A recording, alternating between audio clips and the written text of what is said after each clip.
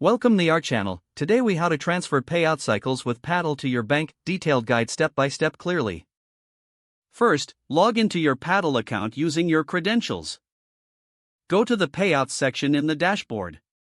Click on the Payout Schedule option to view your current payout cycles. Select the option to transfer payout cycles. You will be presented with different payout cycle options. Choose the new payout cycle that fits your needs best. Next, click on the Continue button to proceed with the selection. Review the details of the new payout cycle carefully. If everything looks correct, confirm your selection by clicking Confirm Changes. You may receive a prompt to verify your identity for security purposes. Complete the verification process as instructed. After verification, you will see a confirmation message indicating that your payout cycle has been successfully changed. Check your email for a confirmation notification from Paddle. Lastly, monitor your bank account to ensure the new payout cycle reflects in your future payments. That's it. You've successfully transferred your payout cycles with Paddle to your bank. If the page does not load, refresh the browser or try again in a private or incognito window. Make sure you are using the correct email address, then retype it carefully to avoid small typos.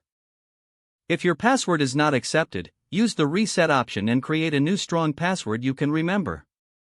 Check your spam folder for verification or security emails, then complete any requested confirmation steps. Enable two-factor authentication if available to improve account security and reduce unauthorized access risk. After signing in, review your profile details so your contact information and settings are accurate and current. If you see an error message, note it down and try again after restarting your device and internet connection. Log out when you finish, especially on shared devices, to keep your account and payment information secure. If the page does not load, refresh the browser or try again in a private or incognito window. Make sure you are using the correct email address, then retype it carefully to avoid small typos.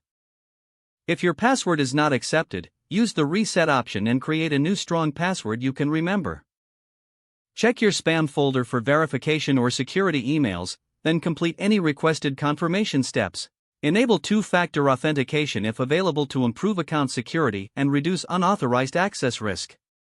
After signing in, review your profile details so your contact information and settings are accurate and current. Don't forget to like this video and subscribe to our channel for more step-by-step tech guides.